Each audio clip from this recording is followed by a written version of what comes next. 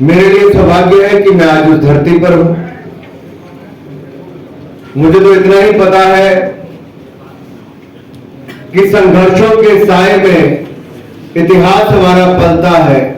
जिस और जवानी चलती है, और जवानी चलता है। और इन युवा चमकते हुए चेहरों को देख के मैं कह सकता हूं कि आपातकाल के 50 वर्ष हो गए, 50 साल बीत गए, लेकिन कांग्रेस के अन्याय, अत्याचार और तानाशाही रवैये को, उन यादों को हम भूल नहीं पाए। और आज जब सत्ता पक्ष विपक्ष के बीच में चर्चा होगी तो मुझे पूर्ण विश्वास है 50 वर्ष पुराने जो जख्म हैं उनको भी आप कहीं ना कहीं निकाल कर बाहर लाओगे। किस तरह की यातनाओं को झेलना पड़ा, और जब बिहार की भूमि पर आज हम उस चर्चा को करने जा रहे हैं तो जो स्पष्ट दिखता है कि अगर देश भर के युवाओं में अलग जगाने का काम किसी ने किया था तो इसी बिहार की भूमि से जयप्रकाश नारायण जी ने किया। लेकिन साथियों, कई बार ये लगता है कि कर्पूरी ठाकुर जी का, जयप्रकाश नारायण जी का, इन सब का अगर गुनहगार कोई है तो श्रीमान लालू प्रसाद यादव है, जिनका जन्म तो आपातकाल के उस आंदोलन की कोख से हुआ, लेकिन संविधान का कत्ल करने वाली इंदिरा गांधी जी, जिनका तानाशाही रवैये के खिलाफ सब लोग एकजुट होकर खड़े हुए, आज वो लालू प्रसाद यादव कांग्रेस की गोद में जाकर बैठ गए और अपने पांव में बाबा साहब अंबेडकर के संविधान को रख दिया। आपने फोटो देखी होगी, लालू प्रसाद यादव जी टांगे पसार कर बैठे हैं और अपने पांव में बाबा साहब अंबेडकर की फोटो को रखा है। और ये सच्चाई भी है। आज लोकतंत्र की हत्या करने वाले, भारत के संविधान को कुचलने वाली कांग्रेस पार्टी आज उनके साथ हाथ मिलाकर उन्होंने दिखा दिया है कि वो कभी संविधान की लड़ाई लड़ने के लिए आगे नहीं आए थे। वो इंदिरा गांधी के तानाशाही रवैये के खिलाफ लड़ने के लिए आगे नहीं आए थे। वो तो अपने लिए कुर्सी का रास्ता निकालने के लिए आगे आए थे। इसलिए मेरा आप सबसे निवेदन है, जब आप चर्चा करें तो इन विषयों पर अवश्य चर्चा करें कि ऐसी कौन सी मजबूरी है कि कांग्रेस के साथ उनको हाथ मिलाना जरूरी है। साथियों, ये जो आंतरिक अशांति की बात कह के इंदिरा गांधी जी ने 50 साल पहले इमरजेंसी थोपी थी, क्या देश में उस समय युद्ध था? क्या देश में कोई संकट छाया हुआ था? क्या देश के अंदर कोई ऐसा बवाल या बवंडर हो गया था जिसको लेकर लगता हो कि विद्रोह हो सकता है? तो युद्ध या विद्रोह की स्थिति नहीं थी। तो ऐसी कौन सी आंतरिक अशांति थी जिसको बचाने के लिए, जिससे बचने के लिए इंदिरा जी ने इमरजेंसी लगाई? ऐसी कोई आंतरिक अशांति नहीं थी। केवल अपनी सत्ता की कुर्सी को बचाने के लिए इंदिरा गांधी ने देश में इमरजेंसी थोपने का काम किया। अरे उस समय हालात ये हो गए कि देश की जेलें कम पड़ गई, देश के गेस्ट हाउस, रेस्ट हाउस कम पड़ गए, उनको जेलों में बदल दिया गया। 1.5 लाख से ज्यादा विपक्ष के नेताओं को, देश के पत्रकारों को, इनको जेलों में बंद कर दिया गया और 21 महीने तक इनको यातनाएं झेलनी पड़ी। ऐसी अनेकों घटनाएं हैं। भारतीय जनता पार्टी के एक नेता थे, गवर्नर भी रहे, वरिष्ठ नेता थे, ओम प्रकाश कोहली, वो दिव्यांग थे, उनसे चलना भी मुश्किल से होता था। उनको पकड़ के जंजीरों में जकड़ के उनको ऐसा मारा गया कि उनका चलना मुश्किल हो गया। ऐसी बेंगलोर की रहने वाली एक ऐसी बहन जो गर्भवती थी, उसको गर्भवती होने के बावजूद जब उनकी डिलीवरी होने का समय आया तो उनको भी जंजीरों से जकड़ दिया गया। और इस बहन का नाम गायत्री था। आप सोचिए उसके साथ आपातकाल के समय ये जो हुआ, क्या वो मानवीय व्यवहार था? एक महिला इस इंदिरा गांधी जी का क्या बिगाड़ देती? उनका कसूर केवल इतना था कि इमरजेंसी के खिलाफ उन्होंने आवाज उठाई।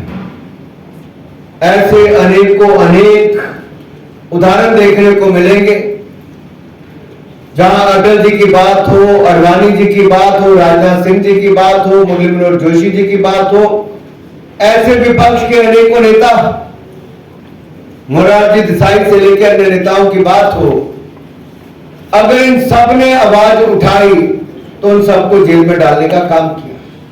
स्वर्गीय अरुण जेटली जी एक युवा नेता थे, छात्र नेता थे, उनको जेल में डाल दिया गया। आप कल्पना कीजिए, किसी की मां की मृत्यु हो जाए तो क्या उसको उसकी चिता को अग्नि देने के लिए जाने देना चाहिए कि नहीं देना चाहिए? यहां तक कि हम सब भी अपने काम छोड़कर किसी के अंतिम संस्कार में जाकर शामिल हो जाते हैं। लेकिन राजनाथ सिंह जी की माता की मृत्यु के दौरान के बावजूद उनकी अंत्योष्टि के लिए भी राजनाथ सिंह जी को जेल से नहीं छोड़ा गया। इस तरह का व्यवहार श्रीमती इंदिरा गांधी जी का और उनकी सरकार का उस समय था।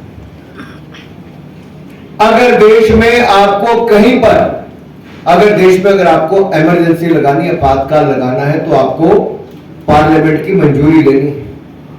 लेकिन इंदिरा जी ने तो संविधान को पहले दिन से कुचलना शुरू कर दिया। और ये इंदिरा जी ने नहीं, उनके पिता पंडित नेहरू ने सबसे पहले शुरुआत की थी। ये नेहरू गांधी परिवार की सोच ही ऐसी है। वो कभी बाबा साहब अंबेडकर को हजम ही नहीं कर पाए, ना उनके संविधान को हजम कर पाए। बाबा साहब अंबेडकर को संविधान की जो कमेटी बनी उसका सदस्य ना बने, इसलिए पंडित नेहरू ने पूरा जोर लगा दिया। जब वो उसका सदस्य बन गए तो उनको लगा इनके बाबा साहब अंबेडकर के बनाए संविधान को मैं कैसे करूं, ये तो दलित समाज से आते हैं। और यही नहीं, बाबा साहब अंबेडकर को पहला चुनाव जब वो लड़े तो उनके चुनाव के खिलाफ उनके ही सहयोगी को पंडित नेहरू ने खड़ा कर दिया और उनके कैंपेन में भाग लिया, उनको फंड किया और बाबा साहब अंबेडकर को हराने का काम भी पंडित जवाहरलाल नेहरू ने किया। किस स्तर तक कांग्रेस पार्टी उतरती आप कल्पना नहीं कर सकते। पहला संशोधन अगर कुछ हुआ तो संविधान में जवाहरलाल नेहरू जी ने वो संशोधन भी प्रेस की अभिव्यक्ति की आजादी को कुचलने का किया। उनके खिलाफ एक आर्टिकल छप गया तो उसको लेकर इतना बवाल बवंडर मचा दिया कि किसकी हिम्मत होगी कि पंडित नेहरू के खिलाफ एक आर्टिकल छापते। उसको लेकर संशोधन कर दिया गया। सुप्रीम कोर्ट ने उसको रोका, तब जाकर प्रेस की अभिव्यक्ति की आजादी बची रही। जब इंदिरा जी का समय आया तो इंदिरा जी ने एक नहीं अनेकों इतने बदलाव इमरजेंसी के समय कर दिए कि संविधान की आत्मा को ही निकाल कर रख दिया, उसको कुचल के रख दिया। ये एक नहीं अनेक हमले किए गए। साथियों, जस्टिस खन्ना जिन्होंने राजनारायण जी की पिटीशन पर अपना निर्णय किया। राजनारायण कौन थे? जिन्होंने इंदिरा गांधी जी के खिलाफ चुनाव लड़ा। उनको लगा चुनाव में सरकारी तंत्र का उपयोग हुआ, सब तरह की धांधली हुई। उन्होंने उसको चुनौती दी, उनकी चुनौती को सही मानकर सुप्रीम कोर्ट ने, हमारे कोर्ट ने इंदिरा गांधी जी के खिलाफ जजमेंट दी और उनके चुनाव को रद्द कर दिया। अब इंदिरा जी की कुर्सी चली गई। जब ये खतरा मंडरा गया तो रातों रात वो सब किया जो असंवैधानिक था। रातों रात राष्ट्रपति महोदय से, और वो रात भी कोई नहीं, आज से ठीक 50 साल पहले 25 जून की ही मध्य रात्रि को ऑर्डर पास करवा दिया गया राष्ट्रपति जी से। अखबारों के दफ्तरों को सील कर दिया गया, कोई समाचार पत्र बाहर नहीं गया और सुबह की रेडियो पर पहली खबर अगर कोई चली तो रेडियो के माध्यम से बताया गया कि देश में आपातकाल लागू कर दिया गया है। कांग्रेस उस समय ये करती थी और आज कांग्रेस क्या करती है, अगर सोशल मीडिया पर कोई पोस्ट कर दे तो उस युवक को उठाकर जेल में डालने का काम कांग्रेस की सरकारों में किया जाता है। कांग्रेस के खिलाफ कोई टीवी चैनल कुछ बोल दे तो आज कांग्रेस के प्रवक्ता उसका बहिष्कार कर देते हैं। रस्सी जल गई पर बल नहीं गया। इंदिरा जी संविधान को टांग पर रखती थी, राहुल गांधी संविधान को जेल में डालकर चलता है। मानते नहीं। मैंने तो पूछा पार्लियामेंट में कि संविधान के कितने पन्ने हैं भाई, तो सब पगले लगे झांकने, एक दूसरे की तरफ देखते रहे कि कितने। हाथ में लेकर चलते संविधान लाल रंग का नहीं, लेकिन राहुल गांधी ने नई कॉपी निकाली है लाल रंग की। और मैंने जब अगली बार संविधान पे चर्चा हुई तो पार्लियामेंट में मैंने पूछा, मैंने कहा राहुल जी आपने इसकी प्रीफेस और फॉरवर्ड पढ़ा है? इसकी प्रस्तावना में सुप्रीम कोर्ट के 2 प्रमुख वकीलों ने अपनी प्रस्तावना में क्या लिखा है? एक ने लिखा है कि पहले दिन से ही नेहरू जी की सरकार जुडिशरी के खिलाफ थी। उस समय के लॉ मिनिस्टर ने जजों को धमकाते हुए कहा था कि सूत आ जाओ, बाज आ जाओ, नहीं तो आपका हर्ष ठीक नहीं। धमकाते थे। और उसी प्रस्तावना में लिखा है कि अगर नेहरूवियन सोच अगर कहीं अपने संविधान पर भारी पड़ती तो शायद भारत का संविधान वो ना होता जो बाबा साहब अंबेडकर और सरदार पटेल जैसे लोगों ने बनाकर दिया। और एक बात और लिखी है कि इंदिरा गांधी का जो काला अध्याय इमरजेंसी का था, अगर उससे किसी ने छूट दिलाने का काम किया, उससे बाहर निकालने का काम किया है, वो ताकत अगर किसी के पास थी और गरीबों को न्याय दिलाने की ताकत थी तो भारत के संविधान में जो बाबा साहब अंबेडकर ने भारत को दिया है।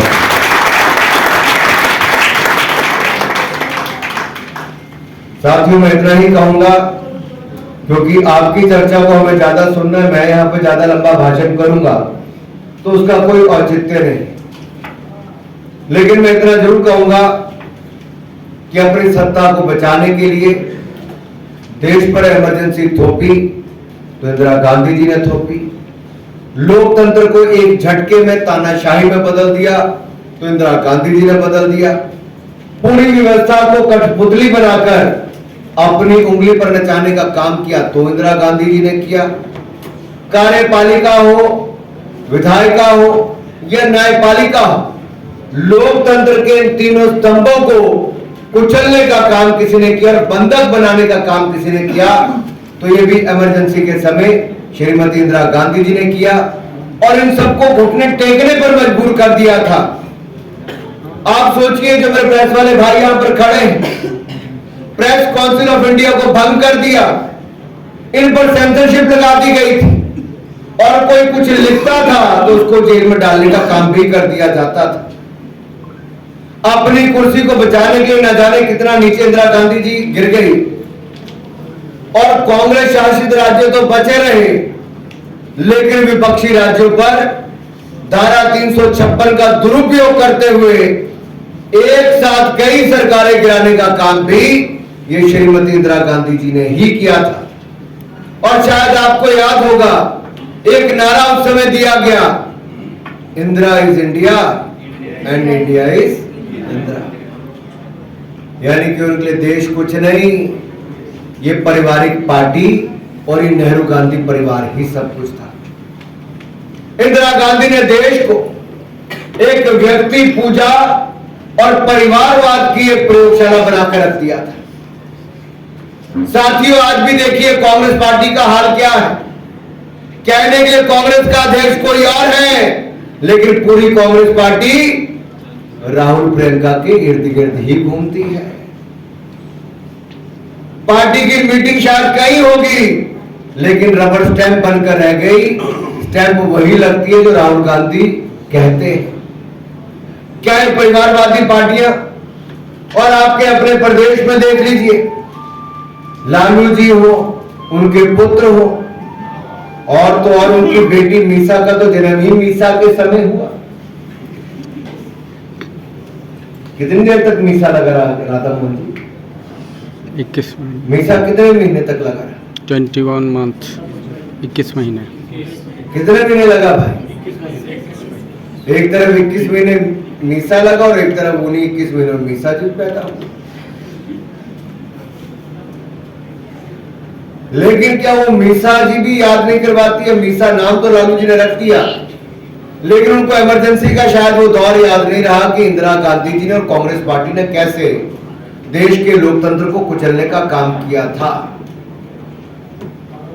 और मैं तो यही कहूंगा, संविधान का 39वां या 42वां संशोधन हो, ऐसे क्रूर और अलोकतांत्रिक संशोधन किए गए और इन संशोधनों के माध्यम से प्रधानमंत्री और शीर्ष पदों पर बैठे हुए लोगों पर कोई भी न्यायिक समीक्षा नहीं हो सकती, ये भी तय कर दिया गया।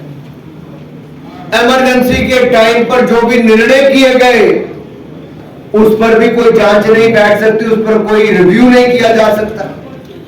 यहां तक कि जो शाह कमेटी बिठाई गई, उस शाह कमेटी की जो रिपोर्ट आई 1980 में जब इंदिरा जी वापस प्रधानमंत्री बनी तो शाह कमेटी की रिपोर्ट को भी उठाकर फेंक दिया गया।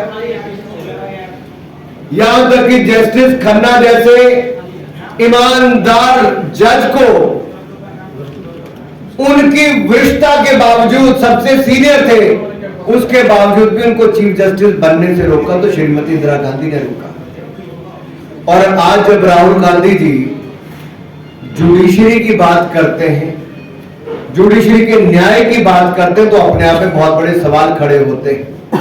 कांग्रेस की 3 सरकारों के समय ऐसे 3 उदाहरण सामने आए, 2 प्रधानमंत्री मनमोहन सिंह के समय और एक नरसिम्हा राव जी की सरकार के समय, जब 3 जजेस के खिलाफ कौन सी कार्रवाई की गई?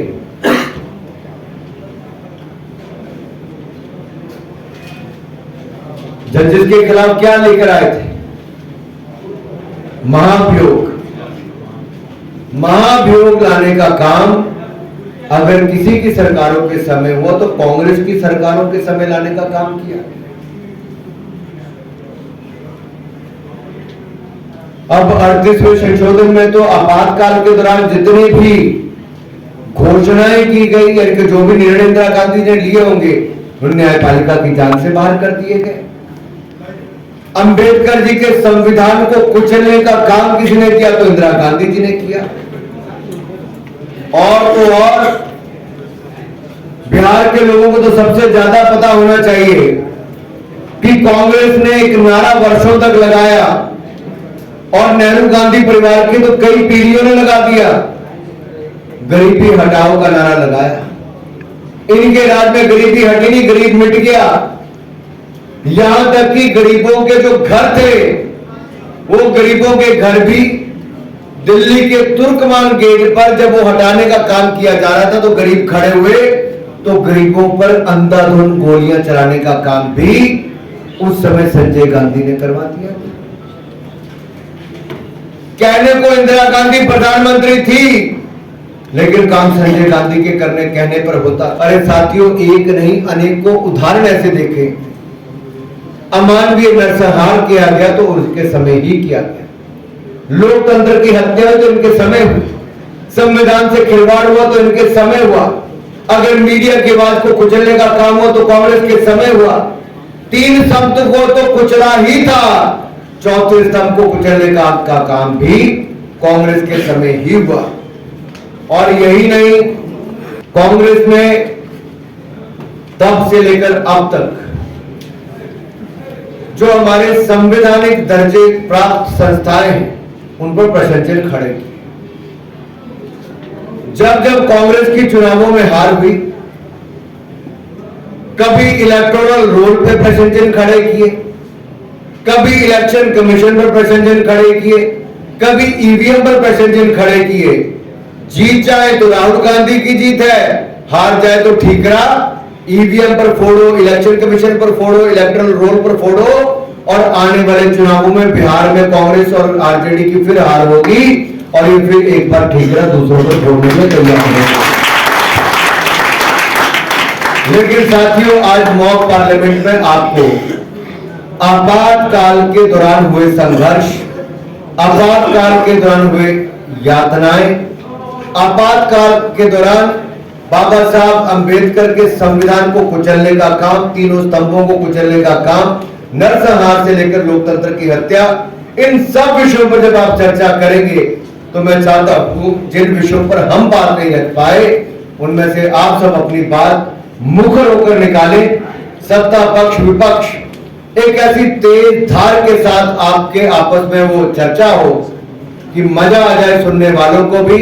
और मैं जब वापस 4 बजे आप सबके बीच में आऊंगा तो मैं चाहूंगा संक्षिप्त में 2-3 लोग 2-3 मिनट अपनी बात रखेंगे तो मुझे आपकी बात सुनने का आनंद मिलेगा, मैं भी सुनूंगा। बिहार के युवाओं की तेज धार आवाज और आपके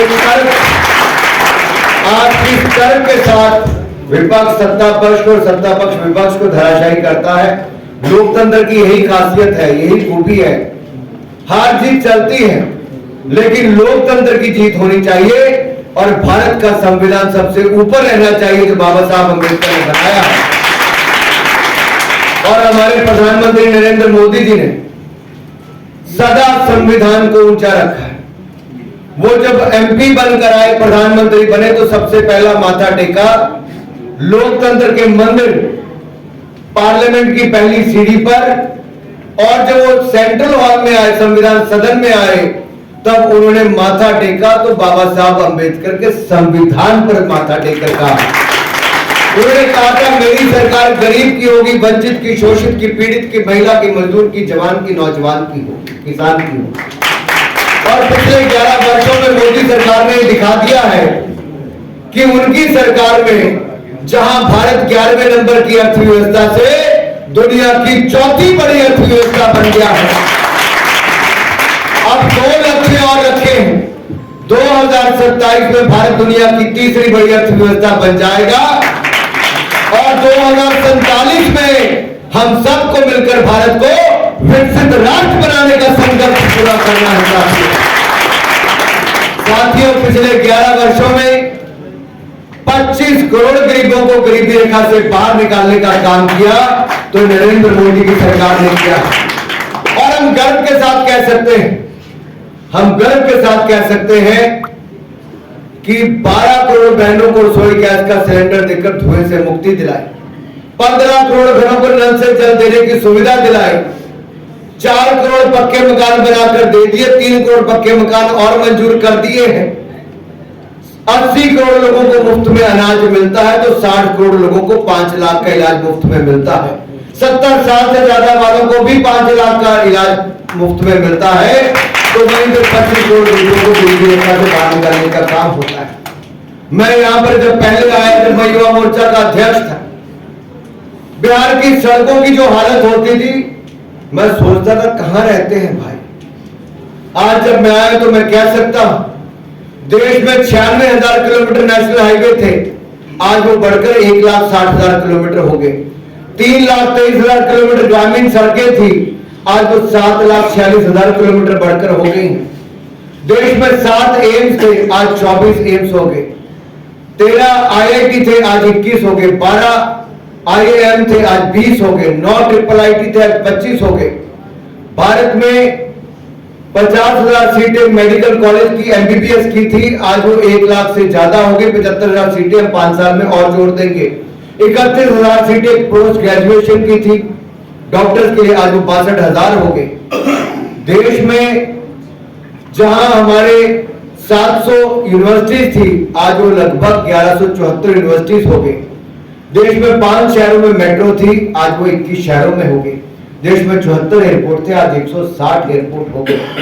ये देश की तरक्की वो है जो 7 साल में कांग्रेस ने कर पाई, आज 11 सालों में मोदी सरकार ने, भारतीय जनता पार्टी NDA ने करके दिखाया है।